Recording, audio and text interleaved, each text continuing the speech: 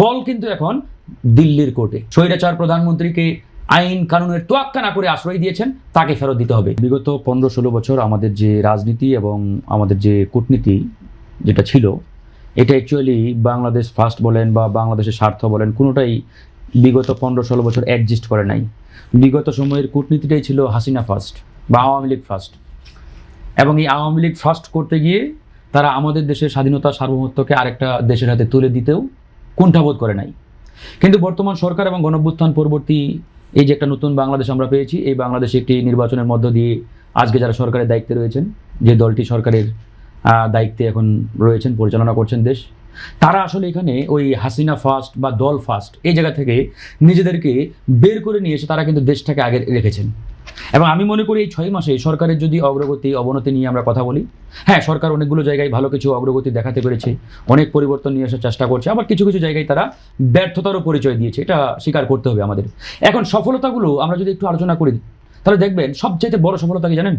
এই সরকারের সবচাইতে বড় সফলতা, এই সরকার একটা মেরুদণ্ড শক্ত কূটনীতি দাঁড় করাতে পেরেছে। মেরুদণ্ড শক্ত কূটনীতি। এই যে আমরা ভারতের কথা বলছি না, যে ভারতে গেলেও কি না গেলেও কি ইত্যাদি। আজকে দেখেন, আমরা রাজনীতিটাকে তো ওয়ান কাইন্ড অফ একটা গেম বলি, বা এটাকে একটা দাবা খেলায় যদি ধরেন আপনি, দাবা খেলায় এই জনাব তারেক রহমান, বাংলাদেশের মাননীয় প্রধানমন্ত্রী, তিনি কিন্তু সঠিক চালটি এবার দিয়েছেন।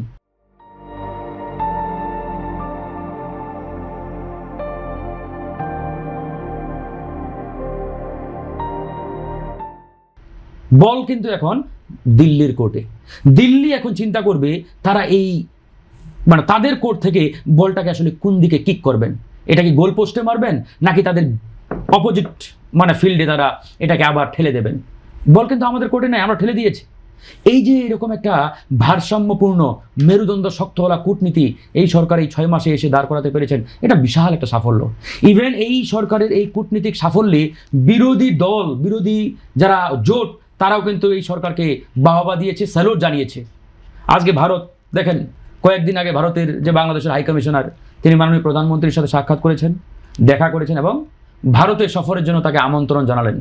তিনি কিন্তু ওই যে মানে একটা কথা আছে না, যে নাচতে নাচতে গ্রহণ করা, বিষয়টা কিন্তু এমনভাবে তিনি অ্যাকসেপ্ট করেন নাই।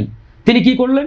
পাল্টা কিছু কন্ডিশন জুড়ে দিলেন, যে হ্যাঁ, ভারত যেতে আমাদের কোনো আপত্তি নেই, যেহেতু আমাদের প্রতিবেশী দেশ, দ্বিপাক্ষিক সম্পর্ক আমাদের রাখতে হবে, আমরা অবশ্যই যেতে প্রস্তুত, কিন্তু তার আগে এই যে কন্ডিশন, এবং সেই কন্ডিশনটা কি?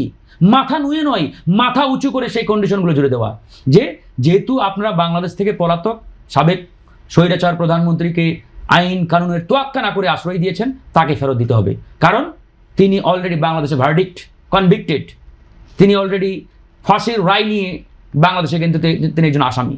আবার ওই যে উসমান হাদি, যিনি বাংলাদেশের আমাদের আইকন তরুণদের মানে কাছে, তার হত্যার সাথে যারা জড়িত, সেই আসামিদেরকেও ভারত এখন আশ্রয় দিয়েছে বা ভারতের কারাগারে রয়েছে, তাদেরকেও ফেরত দিতে হবে। এই যে কন্ডিশন জুড়ে দেওয়া পাল্টা, আপনি বলেন তো, বিগত 15-16 বছর এই যে হিম্মত নিয়ে, সাহস নিয়ে ভারতের চোখে চোখ রেখে প্রশ্ন করার মতো আমাদের কূটনীতি ছিল?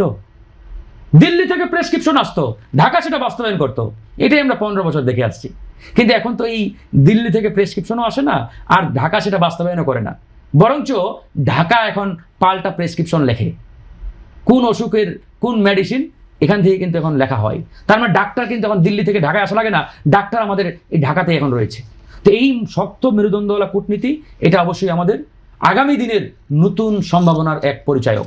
আর ভূ রাজনীতির কথাই যদি বলেন, বাংলাদেশ আসলে আমরা ভূ রাজনৈতিকভাবে এমন একটা লোকেশনে অবস্থান করছি, এটা পৃথিবীর প্রত্যেকটা দেশের জন্য, বিশেষ করে যেহেতু অর্থনৈতিক কিংবা রাজনৈতিক দিক দিয়ে বিশ্ব এখন 2টি ব্লকে বিভক্ত, একটা আপনার ইউরোপ আমেরিকা ব্লক, একটা চাইনা রাশিয়া ব্লক, 2 ব্লকের কাছে বাংলাদেশ কিন্তু সমান গুরুত্বপূর্ণ একটা জায়গায় অবস্থান করছে।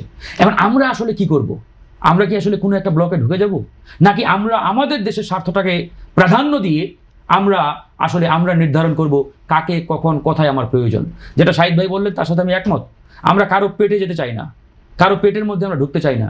আমরা সবার আগে বাংলাদেশটাকে রেখে আমরা আমাদের এই কূটনীতিক, বাণিজ্যিক সকল সম্পর্ক নির্ধারণ করতে চাই। ইতিমধ্যে আপনি দেখেছেন যে আমাদের এই যে মাননীয় প্রধানমন্ত্রীর যে সফর, তিনি কিন্তু অত্যন্ত সুচারুপূর্ণ দূরদৃষ্টি চিন্তা নিয়ে তিনি কিন্তু তার সফর, প্রথম যে সফর, এই সফরটা কিন্তু নির্ধারণ করেছেন। তিনি মালয়েশিয়া হয়ে চায়না গেলেন, এটারও একটা মাহাত্ম্য আছে।